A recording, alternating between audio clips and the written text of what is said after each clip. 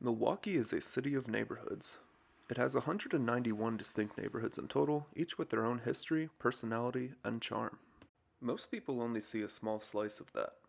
The 3rd Ward, the Deer District, Brady Street, and the lakefront. But the real Milwaukee lives beyond any of the places you'll see on Instagram. I want to explore every part of this city, one neighborhood at a time, starting at the very edge of the city, in Milwaukee's northwestern corner, in an area known as Granville.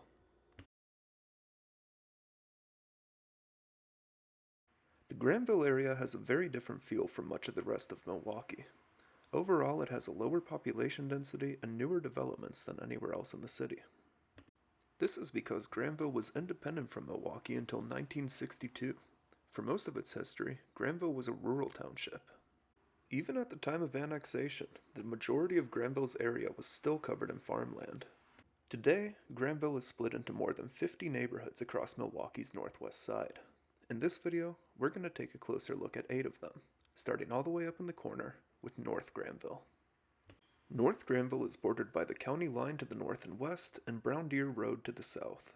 It's mostly industrial or undeveloped rural land, but there is a small residential area in the northeastern corner of the neighborhood. North Granville also claims a small exclave of land in Washington County with an incredible story. In 1963, a man named Arthur Schrader from Germantown wanted to open a bar, but he was struggling to obtain a liquor license. So he had an idea. If Germantown wouldn't give him one, maybe Milwaukee would. There was just one catch. His land was across the county line in Washington County. But Milwaukee had only just annexed Granville a year earlier and was still eager to expand, so Schrader filed for annexation. In October of 1963, his Washington County property was officially added to the city of Milwaukee and his liquor license was approved. Which, I just have to say, there is nothing more Wisconsin than a city ending up with a weird exclave in another county all because some guy really wanted a liquor license.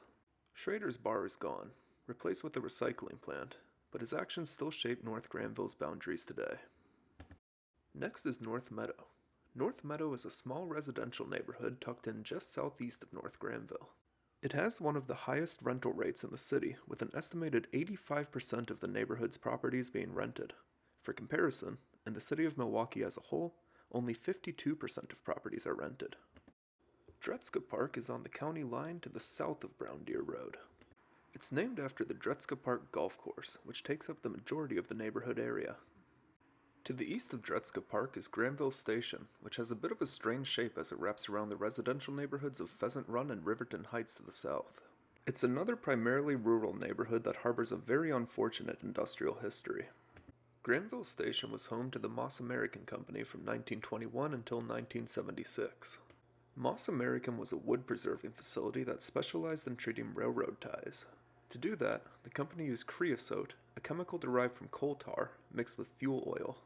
For decades, runoff from those chemicals flowed into the Little Menominee River. As a result, the river and the soils around it contain multiple PAHs and other hazardous compounds.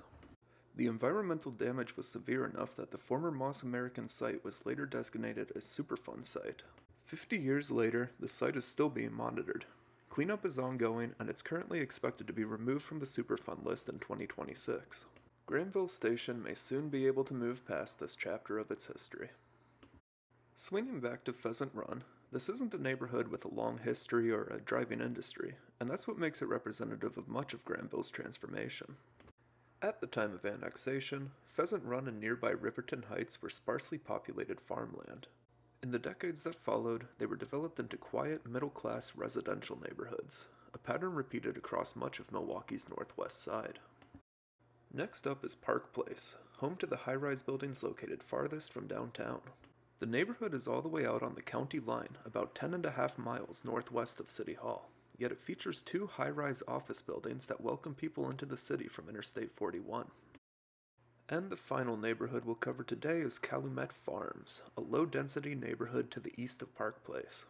As the name would imply, Calumet Farms is still home to a working farm today, just another echo of Granville's recent rural past. And that is it for this video, but there's still nearly 50 neighborhoods to explore in the Granville area and over 180 left to explore in Milwaukee altogether. Be sure to like the video and subscribe for part 2, where we'll check out the neighborhoods around Northridge. Until next time, stay curious.